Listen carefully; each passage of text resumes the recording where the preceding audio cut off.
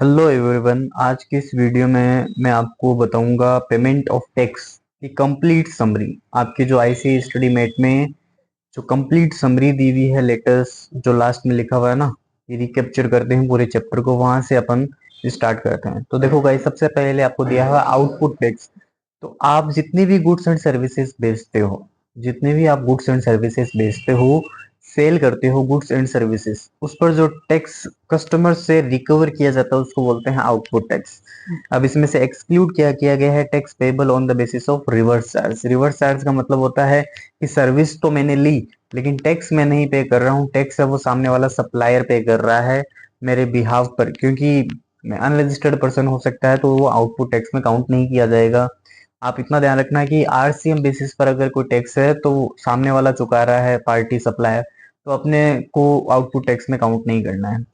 GST chargeable on the taxable supply of goods and service by a taxable person और by agent of taxable, चाहे taxable person खुद चुका है चाहे उसका एजेंट चुका है। आगे दिया हुआ है गाइस, टैक्सेबल पर्सन कौन होता है? तो एक पर्सन जो जीएसटी में रजिस्टर्ड है और लाइबल टू बी रजिस्टर्ड है अंडर सेक्शन 22 और 24। 22 में रजिस्ट्रेशन था और 24 में कंपलसरी रजिस्ट्रेशन था। अब आगे पेमेंट कौन कौन सा लगाया जाएगा, तो पहले बताया गया है कि intra state supply. Intra state supply वो सप्लाई होती है जो विद इन स्टेट की जाती है, जिस पर सीजीएसटी एसजीएसटी चुकाया जाता है। इंटर स्टेट सप्लाई कौन सी होती है? जिस पर आईजीएसटी लगाया जाता है, जिसमें बहुत कंपोनेंट होते हैं सीजीएसटी। इंटर स्टेट सप्लाई का मतलब होता है सप्लाई आउटसाइड स्टेट। मैं दिल्ली में हूँ, मैं राजस्थान में service goods and service supply कर रहा हूँ। Interest, penalty, fees and other amount also to be paid. ये जब होता है जब मान लो कोई जीएसटी रिटर्न लेट फाइल किया जाता है, या आपने किसी प्रकार का कोई मिसगबन किया है, जिसके कारण से क्या होता है कि आपको कुछ पेनल्टी वगैरह, इंटरेस्ट वगैरह ये आपको पेड करना पड़ सकता है। अब की पेमेंट की फीचर्स आपको दे रखे हैं कि electronically generated challan from GST in common portal in all modes of payment and no use of manually. जो जीएसटी चुकाया जाता है, पेड किया जाता है गवर्नमेंट को, तो इलेक्ट्रॉनिकली चालान इसमें डिपॉजिट किए जाते हैं। ऑफलाइन मैनुअल का कोई किसी प्रकार का काम नहीं है। Facilitation for the tax payer by providing hassle free, free any time anywhere. मतलब इसमें है कि कस्टमर कहीं भी, कभी भी, किसी भी टाइम ऑनलाइन मोड से जैसे चाहे अपनी कन्वीनियंस के हिसाब से चुका सकता है। कन्वीनियंस है, अब इजी है। Real time data tax collection in electronic format, सारा एकदम डाटा ट्रांसपेरेंट रहता है, real time. Faster remittance of tax revenue to government account, because जब पेपरलेस काम होता है ना इलेक्ट्रॉनिकली, तो उसमें गवर्नमेंट के पास, आपको भी पता है गाइस, पेपरलेस ट्रांजेक्शन है, speedy accounting reporting, electronic reconciliation, simplified procedure, ware housing of digital challan. मतलब आपके पास सारों की डिटेल्स रहती है, आप जब चाहे कौन से भी चालान की डिटेल देख सकते हैं। आगे गाइस आप देखो कि इलेक्ट्रॉनिक लेजर्स और रजिस्टर। इलेक्ट्रॉनिक लेजर होती है तीन प्रकार की। एक तो होती है इलेक्ट्रॉनिक केस लेजर, एक होती है इलेक्ट्रॉनिक लाइबिलिटी रजिस्टर, एक होती है electronic credit laser. One by one अपन इसका मीनिंग देखते हैं। इलेक्ट्रॉनिक केस लेजर क्या होती है? देखो गाइस, मैं अपने वर्ड्स में आपको बताऊं तो जीएसटी पोर्टल होता है, जो सप्लायर है, जो कस्टमर है, जिसने जीएसटी नंबर लिए हैं, अपन जब भी उस पर पैसा डिपॉजिट करते हैं, मान लो मैंने आज 50,000 रुपए डिपॉजिट करवाए, तो वहां पर वो 50,000 रुपए, 50,000 रुपीज रिफ्लेक्ट करेंगे कि भी आपके 50,000 रुपीज पड़े हैं, इसमें मतलब डिपॉजिट है, सेव है, आप जब चाहे इसको यूज कर सकते हो टैक्स पेमेंट में। उसको बोलते हैं इलेक्ट्रॉनिक केस लेजर। अब मोड ऑफ डिपॉजिट क्या क्या है? या तो मैं इंटरनेट बैंकिंग से कर सकता हूँ, credit card, debit card, UPI, NEFT, RTGS, IMPS, और ओवर द काउंटर है, उस पर लिमिट है केवल 10,000 पर चालान पर टैक्स पर पीरियड। बाकी जो मोस्टली यूज किया जाता है वो होता है इंटरनेट बैंकिंग, क्योंकि सारे नेट बैंकिंग के माध्यम से अपना टैक्स है वो पे करते हैं। तो इलेक्ट्रॉनिक केस लेजर में आप सबसे पहले यहाँ पर पेमेंट ऐड करते हो। मेजर एंड माइनर हेड्स, तो जो मेजर हेड्स होते हैं आईजीएसटी, सीजीएसटी, एसजीएसटी, यूटीजीएसटी और सेस, ये चार जो है आपके मेजर हेड होते हैं। और इनके भी कुछ मेजर हेड्स है, वो तो following minor heads, in each के सारों के ही इसमें माइनर हेड्स हैं, जैसे tax, interest, penalty, fees and other. आपको याद रखना है tax, interest, fees, tax, interest, penalty, fees and others. आगे गाइस इसमें बात दे रखी है cross utilization of funds across major और माइनर हेड्स पॉसिबल। मतलब इसके कहने का मतलब है कि आईजीएसटी की इनपुट है उसको सीजीएसटी में यूज किया जा सकता है, आईजीएसटी में यूज किया जा सकता है, उसका पेमेंट इसमें ट्रांसफर कर सकते हो या आप सिंपली कर सकते हो। Date of deposit of tax dues, तो which date is considered as date of deposit of tax dues, तो date of credit of amount in the account of government by debit of electronic ledger और electronic credit ledger. जैसे ही मैं सरकार को जब payment मेरा बनता है, मान लो 40,000 रुपए का टैक्स बन रहा है, तो मैंने उस पर टिक किया और अपने बैंक अकाउंट से मैंने पैसे डाल दिए, तो वहां पर आईजीएसटी अब आपका जीरो आ रहा है। तो जैसे ही वो अमाउंट क्रेडिट हो जाती है या आपका इलेक्ट्रॉनिक कैश लेजर डेबिट हो जाता है। डेबिट होने का मतलब क्या, आपके पोर्टल से पेमेंट है, जीएसटी के से पेमेंट है वो कम हो गया। इलेक्ट्रॉनिक क्रेडिट लेजर क्या है? इलेक्ट्रॉनिक क्रेडिट लेजर का मतलब होता है जब आप माल परचेज करते हो, माल जब आप परचेज करते हो गुड्स एंड सर्विसेज, तो उस पर आपने देखा होगा टैक्स लगा हुआ आता है, सीजीएसटी, एसजीएसटी। तो जीएसटी या टूबी में वो रिफ्लेक्ट होता है। और वो इनपुट कहाँ पर रिफ्लेक्ट होती है? ऐसे अपन बोलते हैं ना इनपुट टैक्स, आपने नाम सुना होगा input tax credit, ITC chapter. तो वो आईटीसी कहाँ रिफ्लेक्ट होगी? तो सीजीएसटी, एसजीएसटी, आईजीएसटी पोर्टल, जो जीएसटी पोर्टल है वहां पर वो रिफ्लेक्ट हो जाएगी। ऑर्डर ऑफ यूटिलाइजेशन इसमें रहता है। ऑर्डर ऑफ यूटिलाइजेशन में आपको नॉर्मल बता दूंगा इसकी, ITC of IGS to be completely first mandatory है। उसके पश्चात CGST has been utilized fully and IGST for payment of GST. मत कहने का मतलब क्या है कि आपके पास आईजीएसटी की इनपुट पड़ी है, आईजीएसटी का आपका टैक्स बन रहा है, तो सबसे पहले उस टैक्स को आप आईजीएसटी से लेस कर दो। फिर भी वो टैक्स नहीं बन पा रहा पूरा, मतलब पूरी आईटीसी यूज होगी फिर भी टैक्स बन रहा है, तो सीजीएसटी इनपुट को यूज कर लो। फिर भी टैक्स बन रहा है, एसजीएसटी इनपुट को यूज कर लो। इसी प्रकार से सीजीएसटी में टैक्स बन रहा है, तो सीजीएसटी की इनपुट को आप फर्स्टली यूज कर लो। उसके पश्चात आप जो आईजीएसटी है आपका उसको यूज कर लो। ध्यान रखना सीजीएसटी और आईजीएसटी है वो क्रॉस यूटिलाइज नहीं हो सकते, जबकि आईजीएसटी, सीजीएसटी और एसजीएसटी, आईजीएसटी क्रॉस यूटिलाइज हो सकते हैं। इलेक्ट्रॉनिक लाइबिलिटी रजिस्टर क्या है? तो देखो गाइस इसमें दिया हुआ है all dues related to previous tax period, current tax period.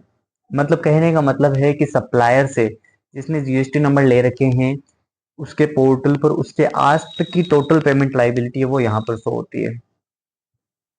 आगे इसमें मैनर ऑफ मेकिंग पेमेंट बताया गया कि आप किस प्रकार से कर सकते हैं, तो through debit of credit ledger of the tax pair mention on the common portal only tax can be paid. मतलब आप जो माल वगैरह परचेज करते हो ना, गुड्स एंड सर्विसेज, उसमें इनपुट होती है, उसको केवल टैक्स पेड के लिए यूज किया जा सकता है। अगर मान लो आपकी कोई पेनल्टी है तो पेनल्टी है, अगर आपकी कोई मान लो इंटरेस्ट है वो आपको केस में पे करना होता है, जैसे रिवर्स चार्ज मैकेनिज्म। आरसीएम जो का जो टैक्स होता है उसको आप आईटीसी से यूज नहीं कर सकते। आरसीएम का टैक्स होता है वो आपको केस बेसिस पर है, वो उसका पेमेंट करना होता है। आगे दिया हुआ है आपको ई लेजर्स और रजिस्टर, इलेक्ट्रॉनिक केस लेजर। इसमें क्या होता है कि देखो गाइस लिखा हुआ है कि यह रिफ्लेक्ट करेगा all deposit made in case या TDS TCS made on account of tax payer. जैसे इनकम टैक्स में टीडीएस डिडक्ट किया जाता है, वैसे जीएसटी में भी टीडीएस या टीसीएस का रिफ्लेक्शन होता है। उस टीडीएस और टीसीएस कहाँ पर रिफ्लेक्ट होते हैं? इलेक्ट्रॉनिक केस लेजर में रिफ्लेक्ट हो जाते हैं। और इसका जो यूज है वो किया जा सकता है कोई भी पेमेंट करने में। इलेक्ट्रॉनिक क्रेडिट लेजर, तो यह रिफ्लेक्ट करता है इनपुट टैक्स क्रेडिट। आपको एक एक वर्ड याद रखना है कि इसमें याद रखना है आपको ओल्ड डिपॉजिट्स, इसमें आपको रिमेंबर रखना है इनपुट टैक्स क्रेडिट। और इलेक्ट्रॉनिक लाइबिलिटी रजिस्टर में टोटल टैक्स लाइबिलिटी, ये मेन इसके कीवर्ड्स हैं। पहले में मैंने बताया old deposits made in case through TDS and TCS, all input tax credit और टोटल टैक्स लाइबिलिटी। ये तीनों के मेन कॉमन जो वर्क है या आप हेडिंग मान सकते हो उनको। आगे देखो गाइस इसमें दिया हुआ है payment of tax by electronic credit ledger, electronic cash ledger, तो डेबिट अमाउंट और credit amount. Credit amount of this ledger में be use for payment of tax interest fees. मतलब केस में आपके पास पैसा पड़ा है ना, उसको आप केस इंटरेस्ट कुछ भी चुकाओ उससे आप चुका सकते हो। लेकिन क्रेडिट अमाउंट में to tax interest TDS TCS आप सारे क्लेम कर सकते हो। इलेक्ट्रॉनिक क्रेडिट लेजर सेम वही आपको समरी वापस ले रखी है, इनपुट टैक्स क्रेडिट वगैरह। Electronic liability register, amount payable to tax interest fees etcetera tax और interest payable any other dues, amount payable towards output tax. और इलेक्ट्रॉनिक कैश लेजर से और इलेक्ट्रॉनिक क्रेडिट लेजर से, मतलब आपकी जो लाइबिलिटी है, एक मान लो एक होल्डर है, एक पर्सन है जिसकी 1 लाख रुपए की लाइबिलिटी है, तो जो इलेक्ट्रॉनिक कैश लेजर में पैसे पड़े वो तो है 60,000, जो मेरी इनपुट पड़ी है वो है 30,000। तो मैं इलेक्ट्रॉनिक कैश लेजर का पैसा भी यूज कर सकता हूँ और इलेक्ट्रॉनिक क्रेडिट लेजर का भी पैसा यूज कर सकता हूँ। Interest on delayed payment of tax, guys ये ध्यान रखना, एक पर्सन को इंटरेस्ट पे करना पड़ सकता है यदि वह रिटर्न टाइम पर फाइल नहीं करता है।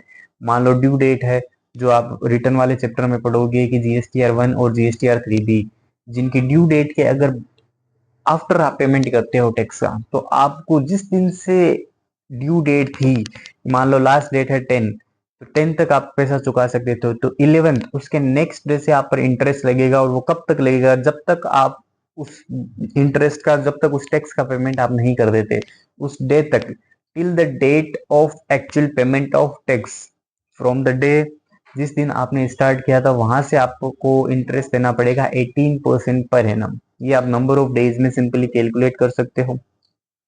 आगे गाइस आपको दिया हुआ है net interest payable on net case liability of taxes. देखो ये क्या दिया हुआ है आपको कि interest payable on tax declare and paid in GSTR 3B will after due date, तो tax paid through credit ledger, tax paid through case ledger, interest applicable only on cash portion of tax. ध्यान रखना, जो interest है वो केवल case basis पर payment किया जा सकता है। Interest payable on gross tax liability और net case liability of taxes, taxes paid through case ledger, interest applicable on tax paid through case and credit ledger. देखो गाइस इसमें आपको मैं सिंपली इन दोनों का मीनिंग बताता हूँ। इन दोनों का मीनिंग क्या है कि interest payable on the net case liability of taxes, जो आपकी नेट में केस में लाइबिलिटी बन रही है। सपोज करो गाइस, जैसे मान लो मेरा टैक्स है वो 1 लाख रुपए बन रहा था, 1 लाख रुपए बन रहा था, और मेरे पास जो इनपुट पड़ी थी वो थी 40,000 की इनपुट पड़ी थी। तो मेरा टैक्स एक्चुअली में बनना कितना चाहिए था, मेरा टैक्स बनना चाहिए था 60,000 का। मान लो जो मेरा सेल पर टैक्स बन के आया था, मतलब जो टोटल टैक्स था वो था 60,000, जब 1 लाख रुपए मेरा ऑलरेडी इनपुट कितना था 40,000, तो 60,000 मेरे को इलेक्ट्रॉनिक केस लेजर में मतलब फिल करना था। तो मेरे पर जो इंटरेस्ट है वो कब तक लगे, इंटरेस्ट कौन सी अमाउंट पर लगेगा, तो इंटरेस्ट लगेगा गाइस 60,000 के अमाउंट पर, क्योंकि वही आपको उस टाइम पे करना था। अब अगर आपके पास वो इनपुट नहीं पड़ी होती, अगर आपके पास वो इनपुट का बैलेंस नहीं होता, तो आपको 1 लाख रुपए है उस पर आपको क्या चुकाना था, आपको उस पर पेड करना था GST। इसका एक डिटेल रिवीजन वीडियो में लेकर आऊंगा, अभी मैं आपको एकदम शॉर्ट्स में दे रहा हूँ। बोर्ड वगैरह पर जब हम रिकॉर्डिंग करेंगे तो आपके लिए इसमें बेटर कंटेंट में आपके साथ शेयर करूंगा। आगे देखा है guys, interest payable due to wrongful availment and utilisation of ITC, तो ITC availed but not utilise, तो no interest liability. ITC availed as well utilise, मतलब आपने ITC ली लेकिन उसको यूज नहीं किया, कोई दिक्कत नहीं है, लेकिन आपने ITC ली और उसको यूज भी गलत तरीके से किया, तो interest from the date of utilization till reversal, तो जब तक उस गलत इनपुट को आप रिवर्स नहीं कर देते तब तक का आपको इंटरेस्ट है वो पेमेंट करना पड़ेगा। ट्रांसफर ऑफ ITC, ये भी दिया हुआ है, ITC of CGST use for payment of IGST, बिल्कुल किया जा सकता है। ITC ऑफ IGST तो CGST के लिए भी हो सकता है, UTGST के लिए हो सकता है, SGST के लिए भी हो सकता है। आई होप ये चैप्टर में आपको कुछ कुछ आइडिया लगा है। ये वन शॉट रिवीजन केवल मतलब फर्स्ट रिवीजन है, ये सेकंड रिवीजन इसका आएगा वो एकदम डिटेल्ड में आपका रिवीजन आएगा। Thank you guys.